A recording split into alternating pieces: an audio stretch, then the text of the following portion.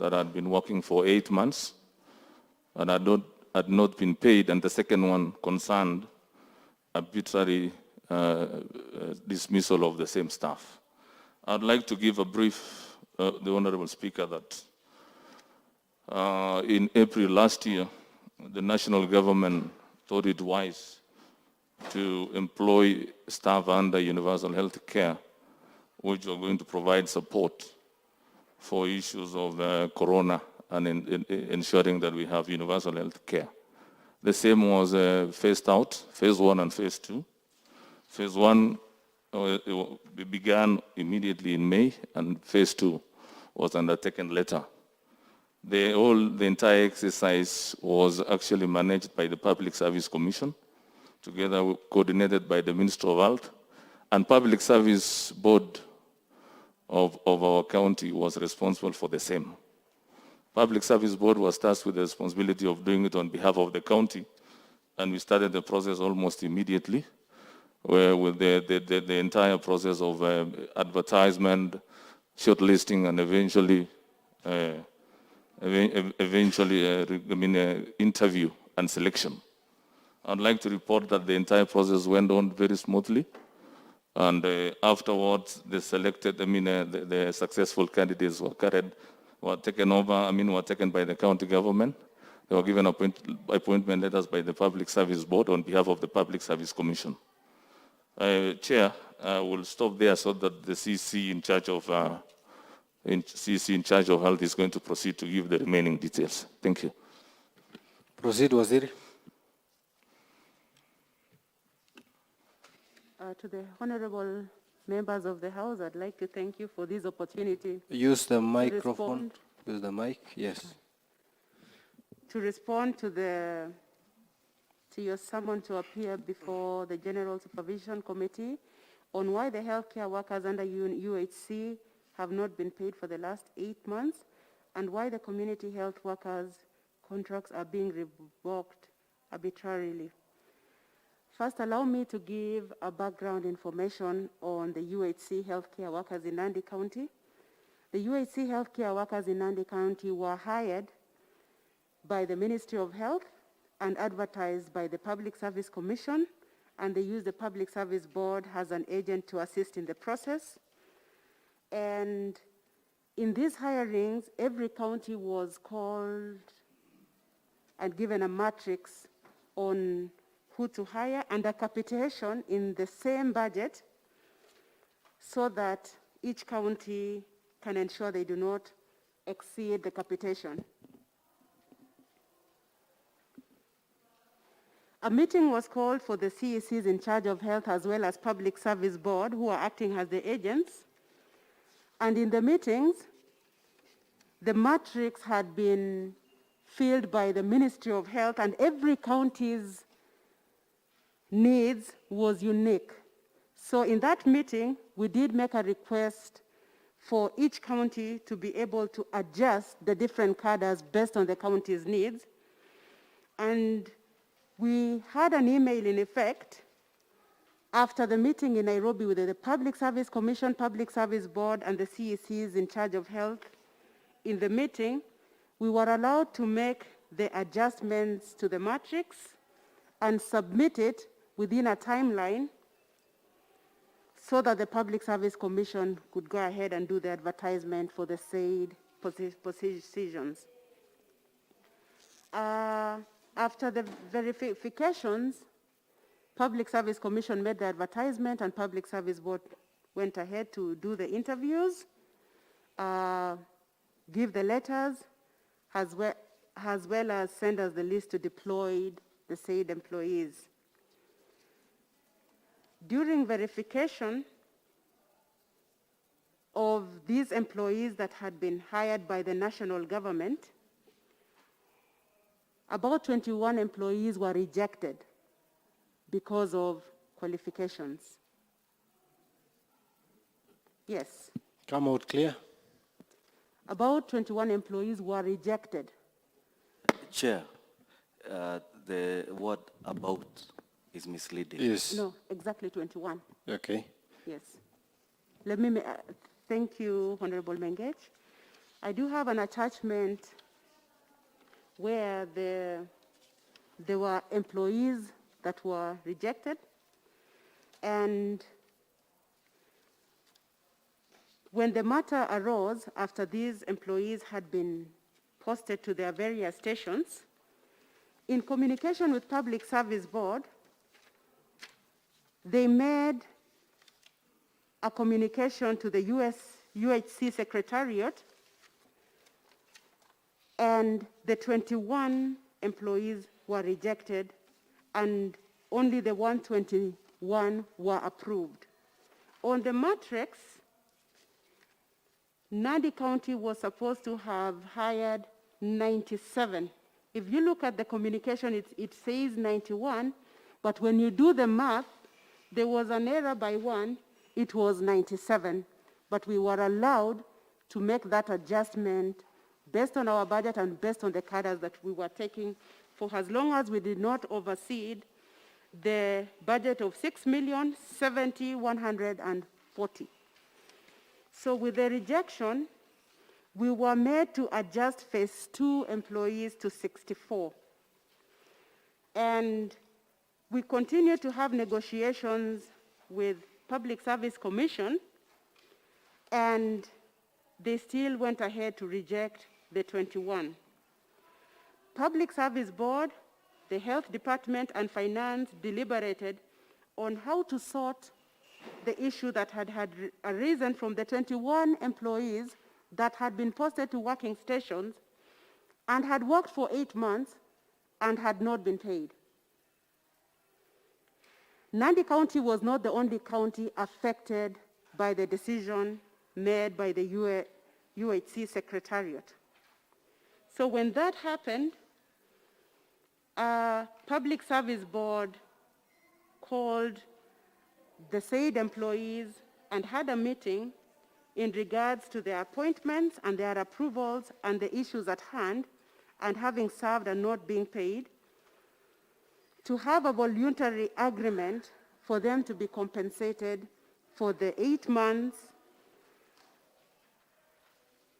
of which 9 of the employees were willing to sign the agreement, and 1 later came and signed the agreement, making it 10, and as we speak, the said employees were compensated. We do have an additional 12 employees that did not sign the voluntary agreement.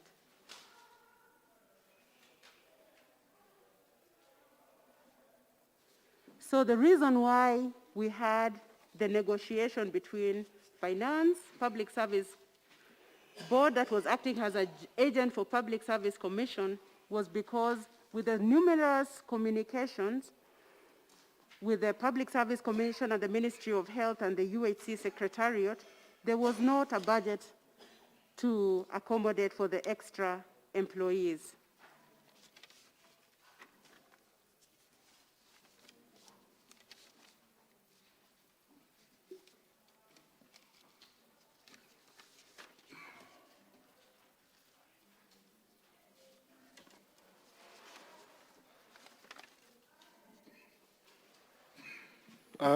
As she continues, I think members we can interject, but I have one quick one. Yes. It's to be answered by you and the CS. The CS has clearly said that the recruitment process went on successfully until all those who were supposed to be recruited were recruited, meaning all consideration had been put in place.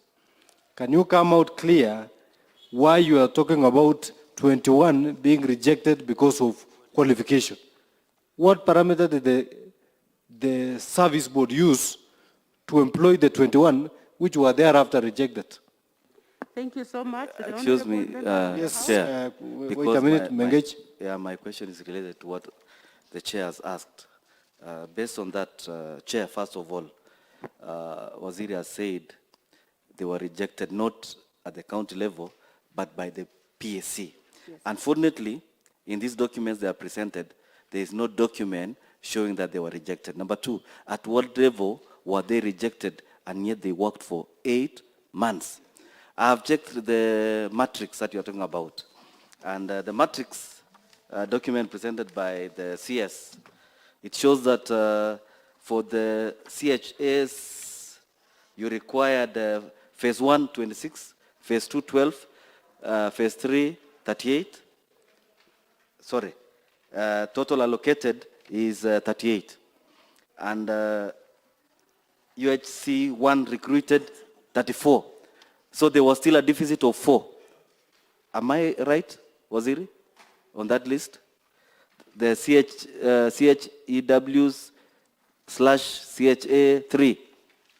So you still, after offloading the 21, you add to 4, which was a deficit. That means we still have a deficit of 25. You've said they were rejected by PSC because of their qualifications. Unfortunately, there is no document here showing that they were indeed rejected. Yes, respond to those as you shed light. Thank you so much.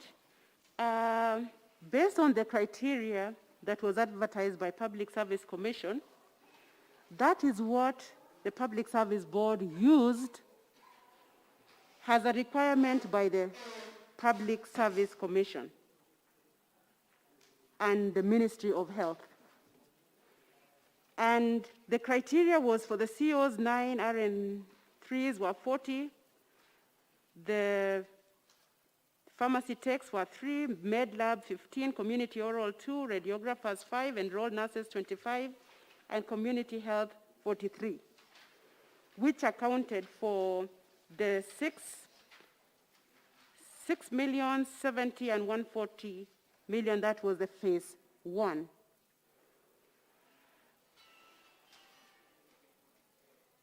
That was based on the request from Nandi County the Department of Health after a meeting we had in Nairobi, where the Public Service Commission, Public Service Board, and Ministry of Health were, and no additional requirements were added by our Public Service Board. It all came from Public Service Commission, and that is how they recruited. Hence the reason why we had the back and forth between the agent, Public Service Board, with Public Service Commission, why they were rejecting those said employees, yet they had the requirements based on the advert. And when that happened, we were made to reduce the numbers on phase 2. Based on that negotiation, they were able to take an additional 19 of the entire lot that had been rejected, and only the 21 were left out. So they took that numbers and adjusted it on the phase 2 requirement as a part of the negotiation, and told us we could not go over the 8.760 million, 8,760,000 for both phase 1 and phase 2. So it is the Public Service Commission and Ministry of Health that made that adjustment, not the county government of Nandi. And the payments were being made by the Ministry of Health, and Nandi County was not the only one that had that issue. And in several meetings in the CEC's forums, as well as Public Service Board in communication, counties were given the option to either hire these employees or find an arbitrary way to end the stalemate, of which we do not have a budget to absorb the said employees. I think Waziri, we know here in the assembly we deal with facts. Yes. We don't deal with oral, as much as you are under oath. Yes. We want clear communication. For instance, when you talk of discussion, meetings, could you supply us with documentation that this is indeed the communication? Do you have a letter from the PSC saying 21 of the staffs are unqualified? Do you have a letter from PSC? With the absence of the letter, that remains to be your word versus the award. Thank you so much. The Public Service Board do have a letter of the 21 that were not approved and the 21 personnel marked and the public service board members that left have that letter via email, which was sent on the 17th of September 2020.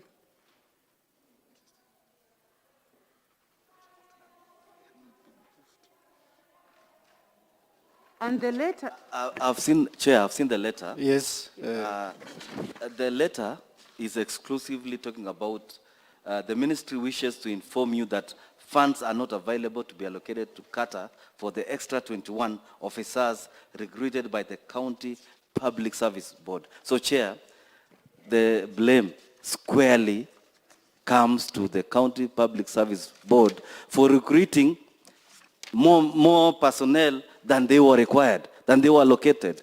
So it's not about the qualifications of the 21. It's about the lack of funds. I think, Honorable Mengech, the issue here is, Waziri has mentioned that 21 were rejected because of qualification. And that is why I'm saying we need a letter saying these 21 were rejected. That you are under oath for your information. You've said the 21 were rejected because of lack of qualification. We need them. The letter of talking of finances is a different one. But what Waziri is talking about is lack of qualification. And I've said Public Service Board had done the recruitment based on the qualification criteria issued by PSC. Where does this discrepancy come from? So, yes, Fred? Pia, Chairman, ningependa kuuliza maswali tu rahisi ya kwamba kama serikali kuu wameandika barua kwamba hao watu hawana idhini ya kufanya kazi, hawajafusu, walikuwa wanafanya kazi gani kwa kaunti? Kwa sababu tayari hawafusu kuendelea, na kama walikuwa wanafanya hivyo, basi kuna maswali wananchi walikuwa wanasema kwamba wale wafanyakazi wako hapa hawajahitimu kufanya kazi. Ndio ningependa kuuliza, ndio atuambie pengine kuna sababu ama pengine waliwekwa kwa sababu tayari kaunti wamelipa wengine pesa yao na wafaulu kufanya hiyo kazi. Waziri? Thank you so much. The said category that was affected is the community health extension workers, the 43 of them they choose. And in the recruitment by Public Service Board, as counties we were given the mandate to adjust the figures, and the diploma holders, the degree holders, or the certificate holders were under different matrices. So when the counties made the request, You're saying as counties you were given? we were given the matrix Yes, for recruitment. yes. And as counties, we were also called for a meeting where Public Service Commission, Ministry of Health, and county CECs were in discussion to the matrix that had been given to us versus the needs of every county. And I will repeat that again, Nandi County was not the only one affected by the decision. So the CHUs that were recruited were the certificate holders, and some had diploma holders. And what the Public Service Commission rejected was during the verification of their documentation. But in the advertisement, our Public Service Board recruited based on the Public Service Commission advertisement. And everyone was applying to the Public Service Commission, and the names were being sent from the Public Service Commission to the counties. The Public Service Board in Nandi County was only acting as an agent. The names were sent to us from Public Service Commission. And when the Public Service Board commenced based on the requirements and recruited and gave the letters and deployed, during the verification of the documentation for them to put them in payroll, that is when the rejection happened, and the employees were already working. And allow me to make the statement that all the processes, both in phase 1 and phase 2, had delays. And I even had employees asking me, when is the salaries coming? But from the dates that we were told to deploy and the payments or other issues were being verified, the employees were already working. So it was only fair to meet the...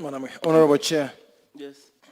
Honorable Jepwen. I think, Honorable Chair, the CEC is repeating herself. There is only one simple question that needs to be very clear here. When they got instructions to employ on behalf of the Public Service Commission, the Service Board, which is not here to respond, I don't know even why the CEC is going at pains to explain on behalf of the Service Board. That's not her mandate. The question that we should be asking the CEC, and now that the CS is here, is when the communication came for employment as an agent of the Public Service Commission, it had clear qualifications, or it did not have. So they just have to respond whether the qualifications that were indicated by the Service Board at the time of engagement with the Service Board was clear. So that by the time these health workers were engaged, not even that, by the time they were shortlisted for interviews, it was based on qualifications. Were those qualifications there? That's the first question. Then, did they meet the qualifications as per the prescription at that moment? Then, they were awarded letters having successfully been interviewed. Now, the County Public Service Board engages this staff with a letter of appointment. Then later on, they say, no, we did not hire you well. The qualifications was not right. Really? Today, the people of Tindred voted for me. Then midway, they decide, no, it was not well done. And the procedure is already concluded. The staff are already working in the facilities. You want to recall them. And you are saying it is the Public Service Commission who advised so. The question would be, by the time Public Service Commission allocated the positions to every county, they already had confirmed that they have budget. So the question is, whose qualifications are we talking about here? Is it Public Service Commission or Nandi County Public Service Commission? Chair. That is to start before I go to the next question. Yeah, Chair. Based on what Honorable Chepkwony has raised, and looking at this letter which is addressed to the Secretary CEO of the Nandi County Public Service Board, I don't know whether it would be competent for us to proceed with this matter when the County Public Service Board is here. Chair, you need to make a ruling. Okay, and before you respond again, maybe I had something to add. It should be very clear. Was it rejected because of the adjusted matrix? And when you adjusted the matrix, did you work within the budget of 6,070,140?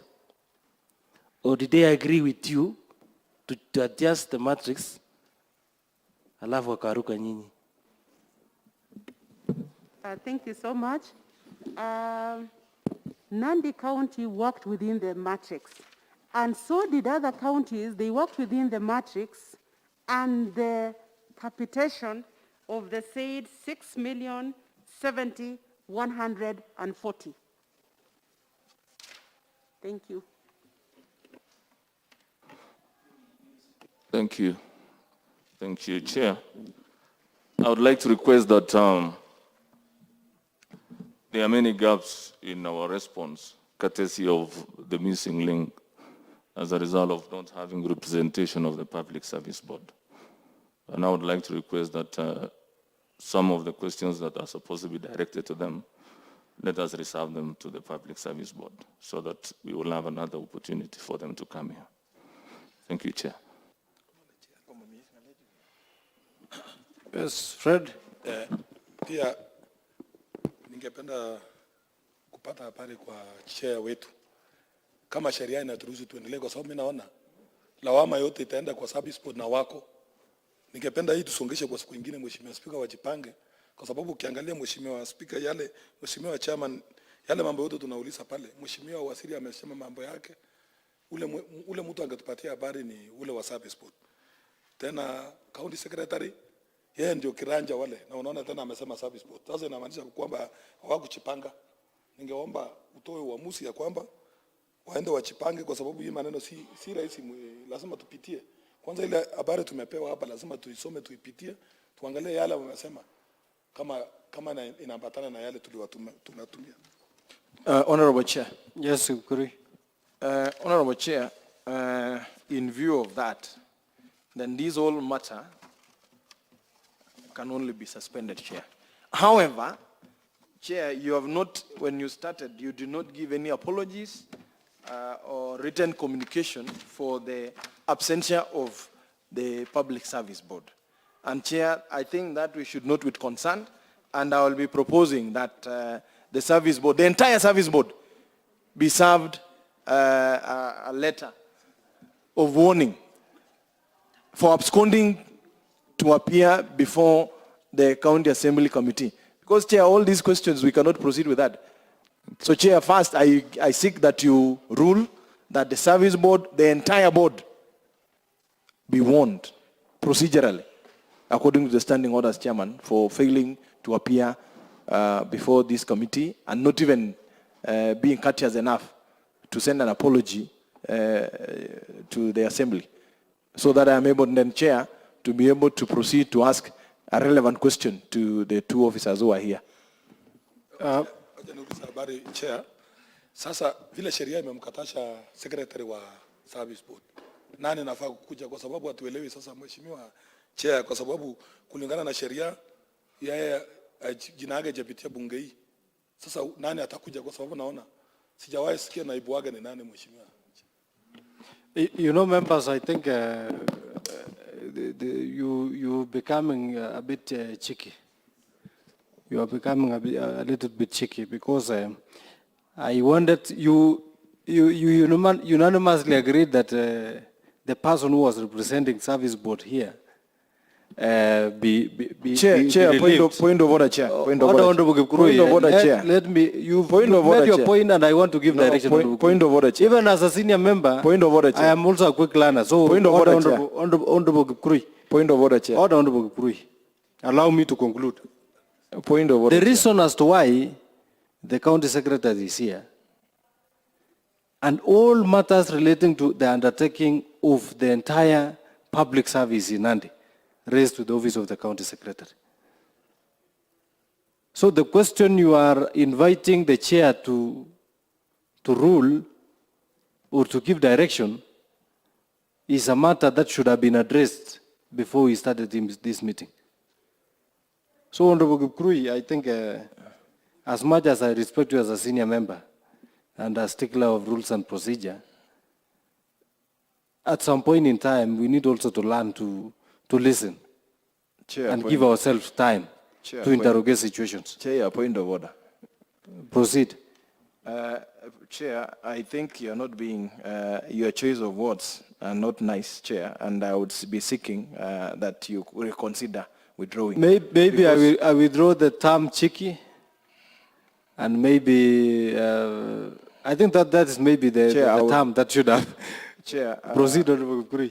I will tell you for sure, Chair. One, the choice of words does not really work well with what we are doing here. One, Chair, whoever was here, we do not know whether they were here on behalf of who.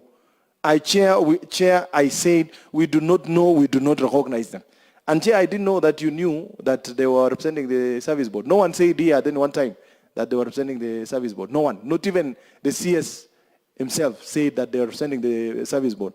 So Chair, your indication is not in sync with us, Chair.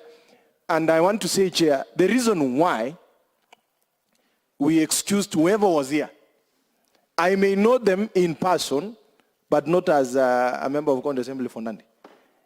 And I am aware that they are neither of a CEO or a CC or anyone who has been approved by this County Assembly or vetted by the Assembly Chair. So we were excusing people who are accompanying the CS, CC, and the CEO for Health. So Chair, the insinuation Then fair enough, Honorable. So, Chair, let me conclude, Let me Chair. cut you short and say, for purposes of the question you have raised, which is so pertinent, the fact that there is no representation of County Public Service Board, we have no explanation whatsoever. Unless the team that is here has an explanation. But we have no explanation, and as you've said, ably said, they should be served. They should be served. It's not debatable. It is a fact that they have not appeared before this. So I proceed, just Chair, and give preempted. direction that they be served. They You be are the Chair. served. No, you give direction that they be They served. should, that's why I'm saying, Honorable Kipkurui, the entire membership of County Public Service Board individually will be served a letter notifying them of that their action invite what repercussion by not attending this particular summit, so that they can explain themselves then on the reason as to why they never appear today. Well guided, So it is Chair. directed. Well guided, Chair. Now, I had another matter that I needed to address, Chair. That you said that the county secretary is here as the head of public service and may respond. Not really, Chair. County Public Service Board is an independent entity. It is autonomous. And the problem we have in Nandi is that we have not been able to demarcate. And that is why there is failure in public service. Because there is a notion that the county secretary is the boss above even the service board. So, Chair, I think it is only right that the county secretary desists from attempting to respond on behalf of the County Public Service Board, because the same service board is that which hired him. The County Public Service Board is an independent entity, and by failure to appear here, either of the service board members, the chair and the secretary, and all the other board members, Chair, that is contempt of the county assembly. So, Chair, I think you must be able to guide, and Chair, like I said, that direction you need to give for us to be able to proceed and ask the other questions that are relevant to the three officers here. Honorable, I have made a direction, I have given a direction on that matter. And it rests at that point. So we proceed. Honorable, what is it, County Secretary? Just to concur with the honorable member that there is independence of the Public Service Board, and for sure they are supposed to appear on their own merit. And then number two, I will never attempt to respond to anything on behalf of the Public Service Board. And just to end, to the honorable member for clarity, I was not interviewed by the Public Service Board. Thank you, Chair. Yes, I think anyway the recruitment of county secretary is purely done by an independent body, and that's why. Chair, just to be very clear, Chair. But is a staff Chair, in let the me- Public Service it Board. is good, Chair, to be very clear. Yes, Chair, yes. is Mr. Dr. Sang. I am Kipkuru Chepkwony. The position of the county secretary was advertised by Nandi County Public Service Board. And so, by extension, whichever agency interviewed him was by virtue of a donated power by the County Public Service Board. Anyway, that is not the subject of discussion. Yeah, it is important that it is clarified. At that point, it is on record, Honorable Kipkurui, and we proceed. Any other matter that should fall within the power of these officers here? Chair, Relation- just yes? a question. Yes. Could that be the reason why the county secretary of Nandi has no respect for the County Public Service Board? Could that be informing his modern ways of operating with the County Public Service Board? That he thinks that he was not employed by the County Public Service Board? Honorable Kipkurui, Just a question, I Chair. think we are digressing, Honorable Chair, Kipkurui. just it is good to be clear. Chair, it is good to I be think clear. we are digressing, And Honorable I've just Kipkurui. asked, Honorable Kipkurui, you are digressing. Chair, if that We can be cannot responded. proceed in a manner. I am not in any way, I have given you the leeway to ask your It's okay, Chair. So I've asked that question. So, just by the way. As the counter secretary will be responding to other issues, you might feel to respond to that question raised by Honorable Kipkurui. Is there any other matter related to these particular concerns that we should address to the officers? So if there is no matter, because, yes, Honorable Fred? Mheshimiwa Chair, nilikuwa nimeuliza kuhusu, kwa sababu kuna wale walitumwa, watajibu hivyo, najua barua itaandikwa hivyo. Lakini kama si hawa ni nani? Nilikuwa nimeuliza hivyo.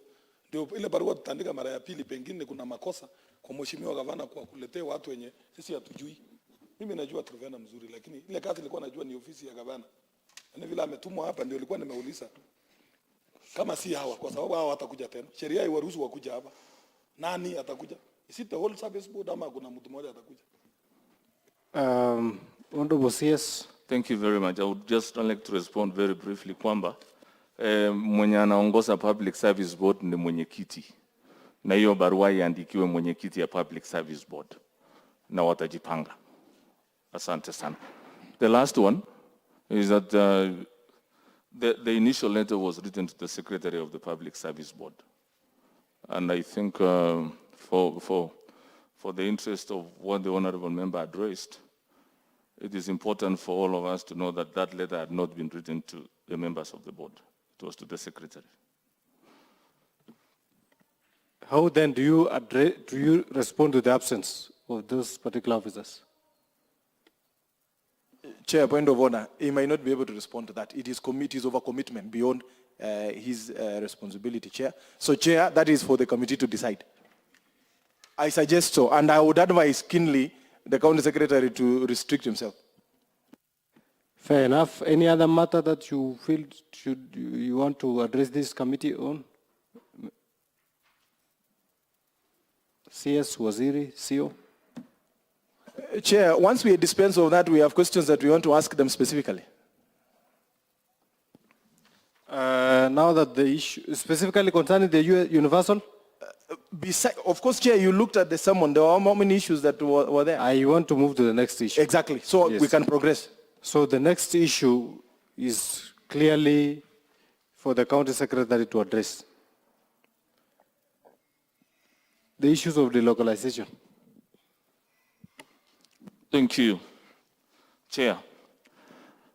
I would like to begin by being very clear that my office and myself has never contemplated being in contempt of any resolutions of this House. And I must be very clear because earlier on, Honorable Member had said so in reference to me, and I would want to be very clear as even I make this presentation, that I've never been in contempt and I'm not about to be in contempt. Secondly, Honorable Chair, through the relevant committee of the County Assembly of the implementation, I'm in touch with all their correspondences, and I have a list that I'm here to present to the County Assembly on the entire motions that have since been passed by this House and requires our implementation. And I have quite a litany of the same motions that I am soon going to give to the relevant committee on the level of implementation.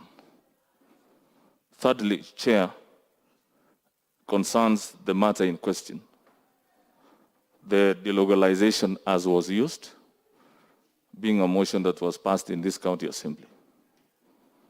And I had reported this before, that key among my responsibilities is to ensure that we exercise the highest level of human resource management. And as I do so, I'm guided by the following: human resource regulations, policies, and best standards that are applied all over. While I concur with the resolution of this Honorable House having the need of ensuring that we delocalize the particular staff in question, I also agree that it was in good faith and it was for the purpose of ensuring that there was effective service delivery to the people of this county in those particular areas they are serving in. I want to agree with you properly and proceed to say this, that while I'm guided by the same regulations, I also respect the prayers given by this assembly to do movements based on your considerations. But I would want to say this, honorable members, that the county assembly, as all of us are aware, I respect its independence and more than everything else, its oversight role on the performance of the county executive. And it has been doing very well, more so on the basis of ensuring that we have effectiveness in service delivery in those particular areas that you had suggested. And I think effective oversight would basically look at the performance of those particular officers in those areas and perhaps recommend accordingly if they are not performing as is. After getting the request from the motion as was passed by this county assembly, we have started the process, and we started with sub-county administrators. We moved on the basis of performance and the need to ensure that we have parity and the balance in terms of performance, in particular looking at the abilities of the particular officers. And we already started with sub-county administrators. We are doing a review of all the other officers to ensure that we also move them accordingly, depending on how we assess their abilities and where they fit best. I would like to say this as I end this presentation, Chair, that while the executive, we do and execute government policies, I would like to continue impressing on, similarly, the county assembly to continue performing its rightful role of oversight, so that the two of us will be agreeing on areas that we think is of essence. And I think I'll stop there. If there are questions, I'll be able to respond. Thank you, Chair.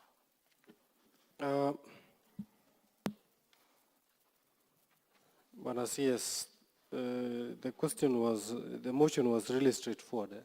Yes. As opposed to the rest of the motions, this motion on delocalization. Is there any action that has been taken to implement that motion to date? Thank you, Chair. I said we started with sub-county administrators. And it is a process that is HR in nature, and we have to consider human resource regulations. And we are moving ahead to doing the others. Members, Honorable Fred. Asante sana Chair. Nafikiri nimesikia vile secretary wetu wamesema. Unajua mswada ilipitishwa hapo bungeni na hakuna mtu alipinga. Kwa wale waheshimiwa wote wale walikuwa bungeni walipitisha. Sasa inamaanisha kwamba hawa watu wako na makosa mingi. Nafikiri Chairman, ukiangalia upande wa wakati tulianza hii maneno 2015, tulipitisha mswada, ward administrators wabadilishwa. Na ilibadilishwa na kuna improvement ilitokezea kwa every ward. Sisi ile kitu tuliomba hivyo, si kwa sababu mtu yuko shida gani? Kama mimi nafanya kazi ya engineer, nafanya kazi ya ward administrator, nafanya kazi ya sub-county administrator, kwa sababu sasa ile kazi iko, tunaweza kuwa tumepeana kazi, hakuna mtu anaenda, mimi naenda kwa ile mashinani. Tukakwambia kwamba wasi ya kwamba hao watu waende transfer ama wapewe kazi nyingine. Kwa sababu mpaka sasa hivi nafikiri umesikia vile kelele iko kwa hii serikali yetu ya kaunti ya Nandi. Ni kwa sababu ya hao watu. Kwa sababu ukiangalia sasa, ukiangalia ma engineers, mimi niko na project karibu 4 imelipwa na haijaisha. Sasa unaona vitu kama hiyo, kwa sababu sasa nikisema jina ya mtu na niseme project, itakuwa nimeharibia maisha yake huyo mtu. Kwa sababu wananchi wako kwa pressure sasa hii, hawajui hata imelipwa. Lakini tumefuata mpaka tumefika pale, tukaona wale walienda site visit, wale wali approve ni ma engineers na ward administrator walikubaliana kwamba imeisha. Sasa hiyo imewekwa. Tukaona hakuna haja kupishana na watu. Tukaona waje watolewe mahali nyingine waende kazi nyingine. Ili tuende tuhakikisha kwamba tunastaki kila mtu. Mimi niko na project ya kwamba wakati imefika wakati kama hii niliona hujasongesha nikaenda mbele. Lakini walikutumia pesa yao kurekebisha hiyo project. Na tayari tumeandika na hao watu ya DCI. Ndio tukasema waje tukaleta mswada hapa. Unajua mswada inaongelewa na watu 38.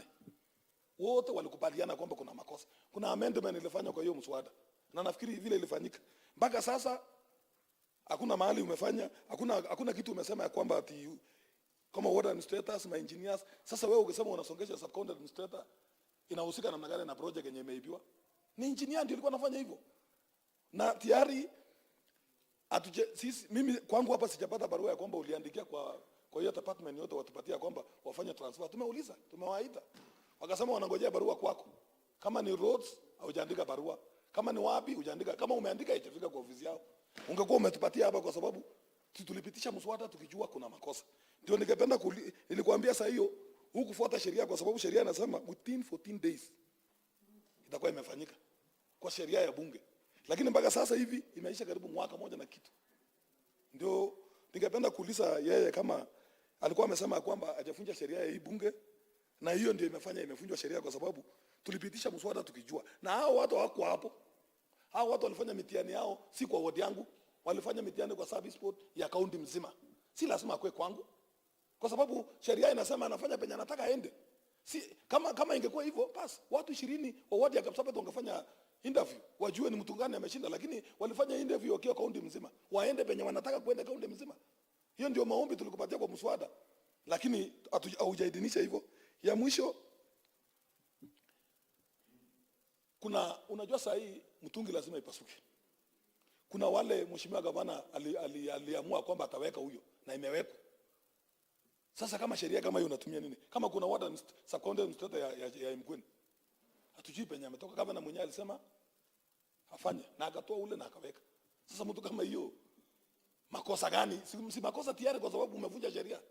Kwa sababu ungeruhusu akwe sub county administrator na sisi hatujui afanya interview wapi. Hajafanya interview, niko na sub county administrator moja.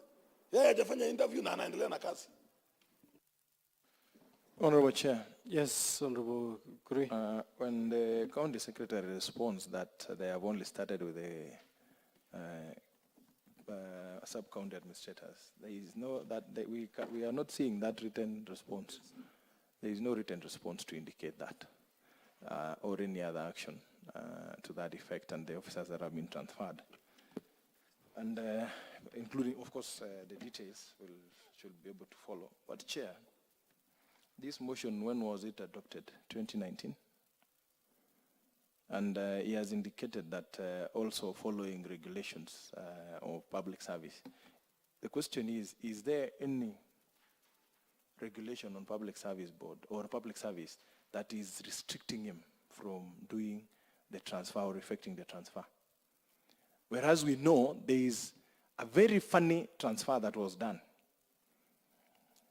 where a whole municipality manager who was vetted and approved by the County Assembly of Nandi as a municipality manager and appointed so has been transferred, and now he is, I don't know how to call him now, he's sitting in an office of the sub-county administrator for Tinderet. How would that happen? So the question is are there other regulations that restricts or limits the secretary from transferring officers from one station to the next? And are there also regulations that allow him to now say today he wants to transfer the CEO for health and appoint him now as the MOH Nandil's sub-county? Because technically that's exactly what has happened to the issue of the municipality manager. And has proceeded again as the county secretary to appoint a new municipality manager against all the laws. So, Chair, he needs to, are there laws that he suspends when he needs to act, and that which he can be able to act on when he wants to arbitrarily do peculiar and queer actions? Ya mwisho. Yes, Fred. Pia kuna kamati walikuwa wamechunguza wakati hiyo wapaliaje alikuanga waziri. Baada ya hiyo mheshimiwa gavana akamwandika kazi. Nafikiri sijui walifanyiwa vetting wapi, sijui ilifanyika nini. Saa hii ndio mkubwa ya kuna ofisi yako naye ndani. Na county assembly tumereject kazi yake. Kama sisi ya kwamba huyu mtu hafai kufanya kazi ya ndani. Ndio ningependa kuuliza county secretary ya kwamba alifikaje kwa hiyo nafasi, alipataje barua, na sisi tumereject yeye hapa. Bwana CS, respond to those queries.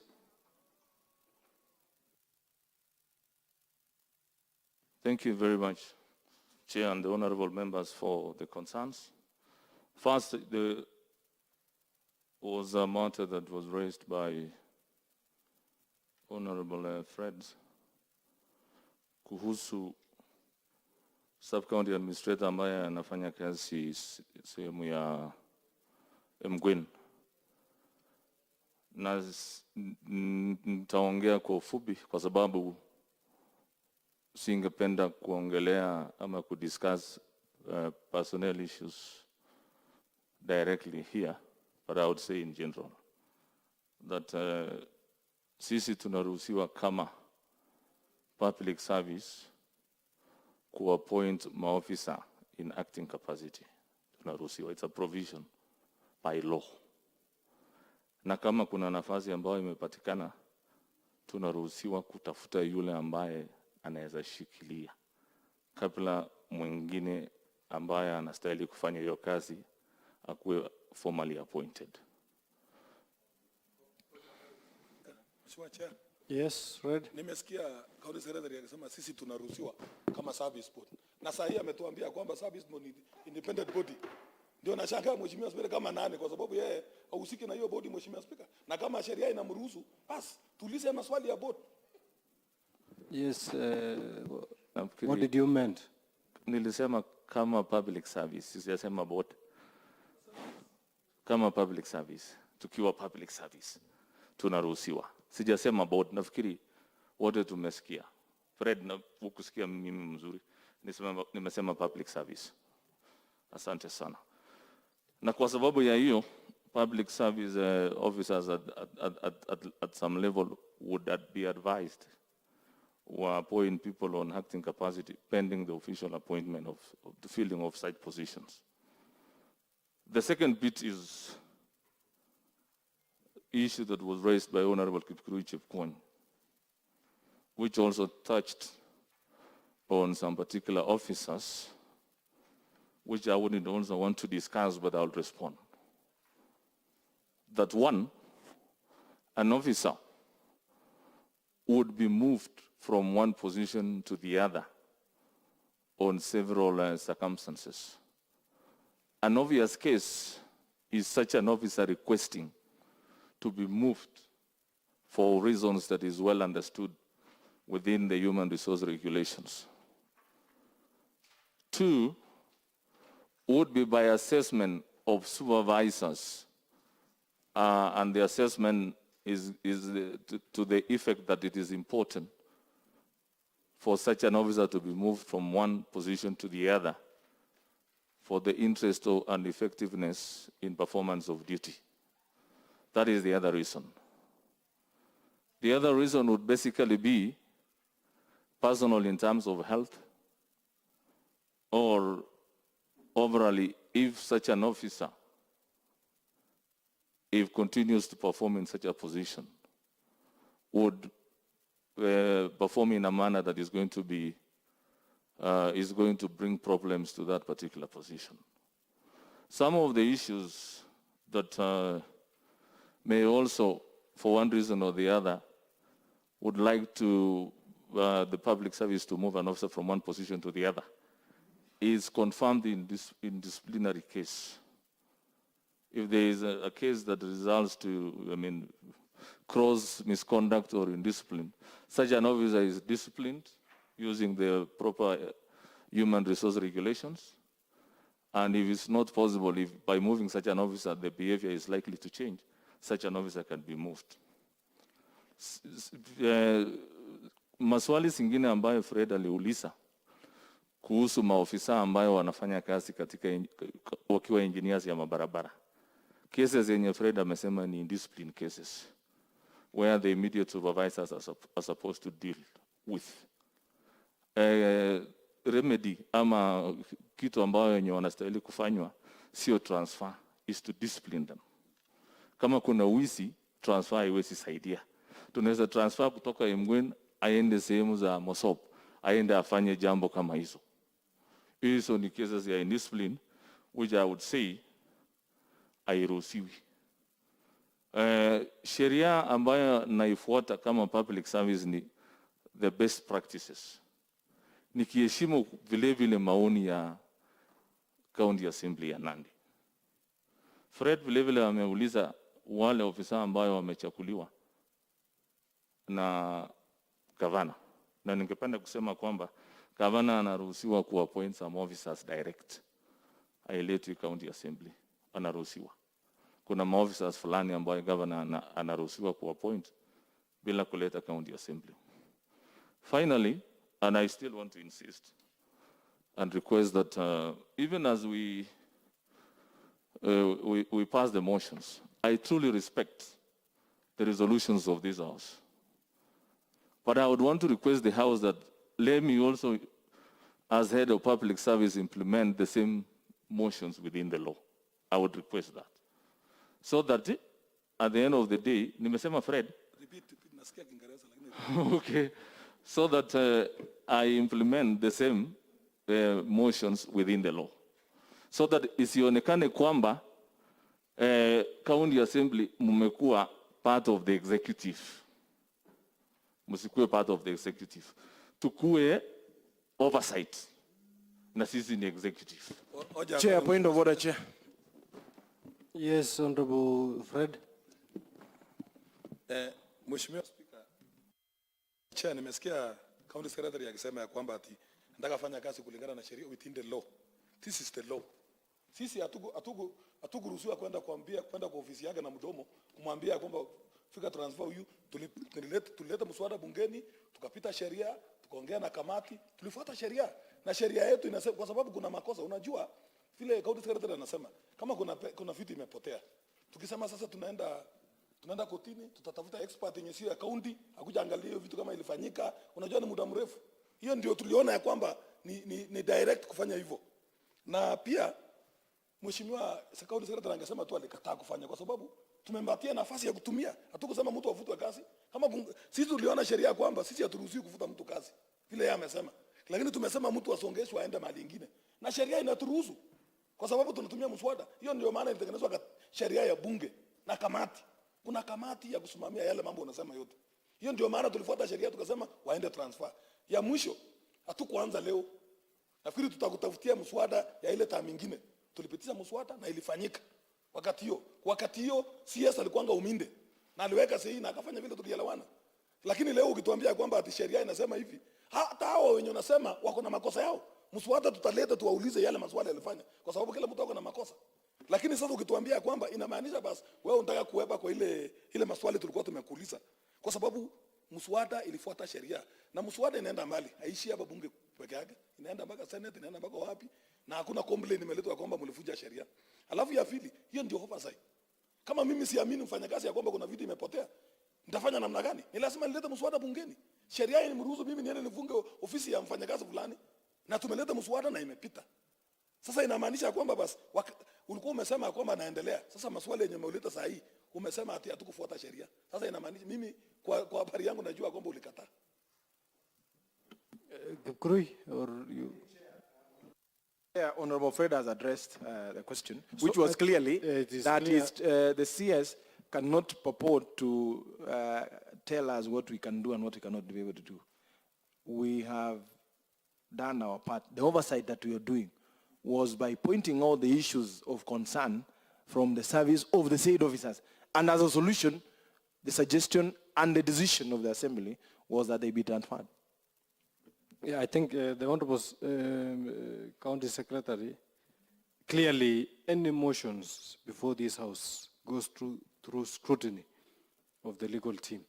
So it cannot in any way, we are not doing your job. We are just reminding you that you have slept on the job. Yes. That these officers should have been either transferred or reprimanded for the action. So it is not actually, if we could have been doing your job, we would have gone ahead and said, I just wake up one morning in Adils and order the ward administrator to forget his office in Adils. But because we are doing our job, we are just giving you direction that this is the way to go. Oja habari, oja niulize ya mwisho chairman. Yes. Ningependa kuuliza county secretary.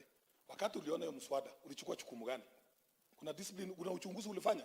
Kwa sababu kama uamini maneno yetu, basi ungekuwa umeandika barua ya kwamba hao watu majina yao yamekuja hapa tuwachunguze, utafute board. Sheria na kutafuta ujebute kamati ya kuchunguza hao watu. Ndio tulete evidence makosa ilifanyika. Ningependa kuuliza kama ulifanya hivyo kwa sababu sheria inasema hivyo. Hata mheshimiwa gavana ako na nguvu kuchagua kamati ya kuchunguza hao watu kwa sababu waheshimiwa wote wamekataa. Hii ni bunge ya sheria. Okay, I think any other concerned members, we are due for our afternoon session. So, Chair, we need to get a commitment on that. The CS has said he has started. He wants to take the next 3 years to effect the transfers. What is the timelines? We gave the timelines. We gave the proper It was timelines. immediate. It was supposed to take effect 1st of August Yes, last year, 2020. 2020. Thank you, Chair. I will still repeat this, that I respect the resolutions of this House. And I must say this so that I set the record straight. I know by the time you pass a motion, it's well thought out, it goes through the processes. That is not in doubt. And I must declare that and be clear to all of us that I respect the resolutions of this House. Whether in form of a motion or anything, I truly respect. I am going ahead so that I end. We are concluding recruitment of 5 ward administrators, 5, I think 5.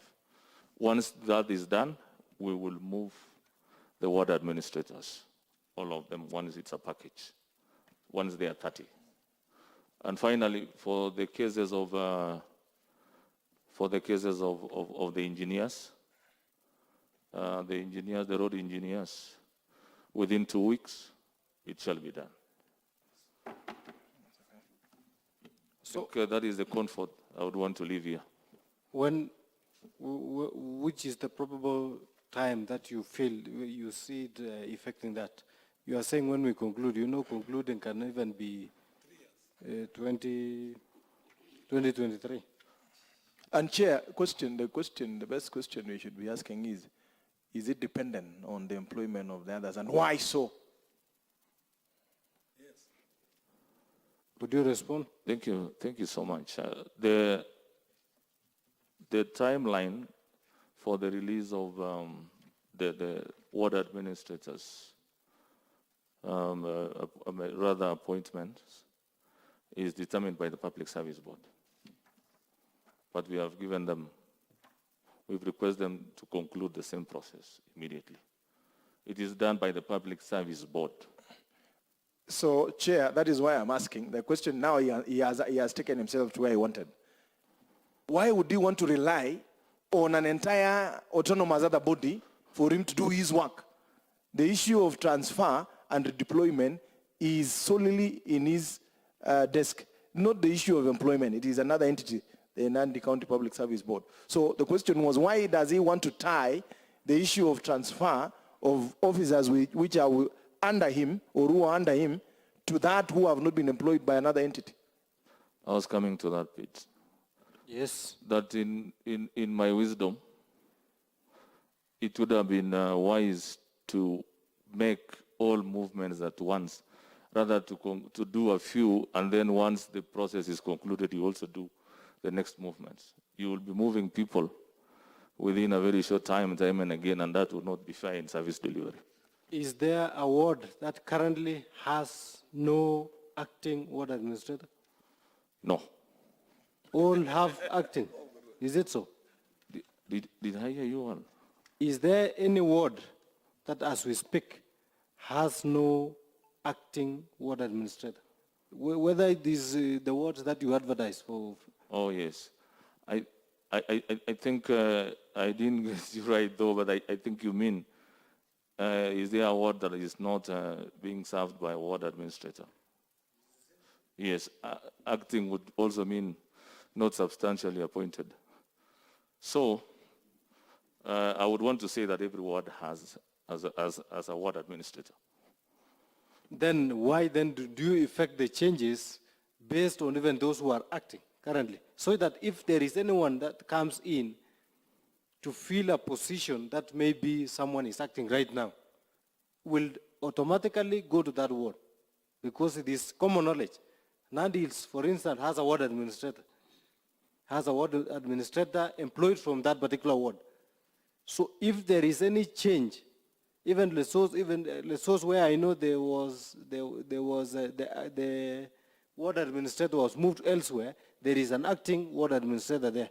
If you move that acting ward administrator to maybe Kabisaga, and eventually we have a ward administrator, that is not that particular ward administrator appointed, he will move straight away to Kabisaga. I clearly... Na hata mimi najua wala wana act hawa ndio watakuwa. Hakuna vile itabadilika, utaangalia majina. Wala wana act hawa ndio watakuwa ward administrators. Just to respond, Chair, I am not sure if those ones who are acting will be the ward administrators. I don't know myself. That one I don't know. But I would want to say, if by waiting a short while, we will have the entire team, and then deploy someone to a place and go and start working in a manner that is going to, one, leave an impact in terms of initial assessment of the environment and thereafter provide the services, then for me, I think is more wisdom rather than to deploy one, go there for a short while, you remove that person and then somebody else come. Honorable Chair, the reasons why we were seeking for the transfer and deployment of the said staff was because of failed service delivery. So the more you take time, the more you're failing the people. And that is why the ground is becoming very unstable for both the governor and the MCAs. So you are buying time and causing more harm than good. Honorable Chair. Yes. Yeah, I think with me, I concur with the direction that the Honorable Chair just gave out. If you use that direction, it will really assist, because we are suffering in the ground as MCAs. These people are just sleeping in their work. Honorable Chair. Yes, Walter. Chair. Wait, Walter. Thank you, Honorable Chair. Honorable Chair, I also fail to understand why the CS is using the scenario whereby he's saying he needs to replace the 5 water administrators so that he can transfer the others. I really fail to understand. Because, Honorable Chair, you cannot tell us we are waiting the service board to finish their work so that you can transfer the water administrators, Honorable Chair. Number 2, Honorable Chair, the way Honorable Kuya said, the service delivery to the people is a core mandate of the county government of Nandi. So when water administrators continue to fail and sub-county administrators fail, you tell us we are waiting the service board to finish their work, Honorable Chair. I think this matter should be handled seriously, Honorable Chair. Instead of forth and back, Honorable Chair, we should give the right direction so that our people can enjoy the services, Honorable Chair. Yes, Fred. Napenda kutoa uchulishaji ya kwamba county secretary, kuna wale sub-county administrators walipatia uko wao pasari. Unajua unafikiri maneno tunasema kwa sababu ya siasa ama nini? Kuna wale kamati imechakuliwa kama ya dips na nini, wameweka watu yao ya jamii.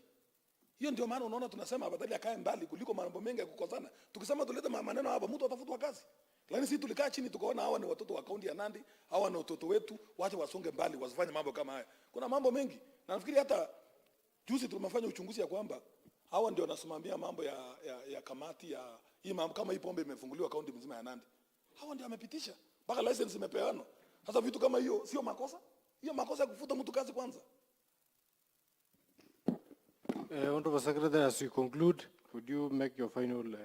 Thank you, Chair. I'm well guided. And give timelines in terms of implementation of that aspect of the organization. Chair, before you conclude, just so that he knows, yes, that the failure to act on motions by the county assembly and the continued delay by decision, he has said in his own wisdom that, Chair, the same wisdom that he uses can easily be able to bring his name to the county assembly on contempt of the assembly and failure to implement, either by design, not to respect the county assembly. So he needs to be aware. When he's giving the 14 days, I rather tell him the truth.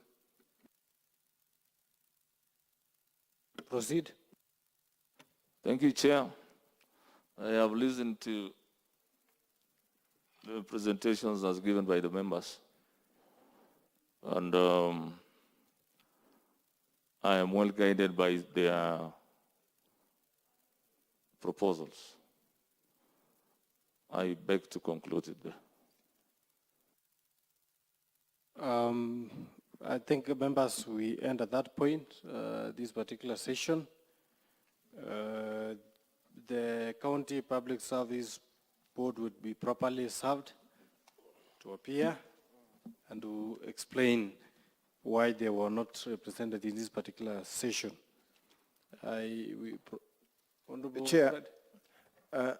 and also it is important that you note that when also the service board will be coming, that the county health team, that is the CC and the CO, will be expected to appear the same, because the matter on discussion is on the issue Of course, they are the user department, and they will always be here, so that we can cross-check issues they have raised. And Waziri, you remember you made an assertion that the PSC rejected some names.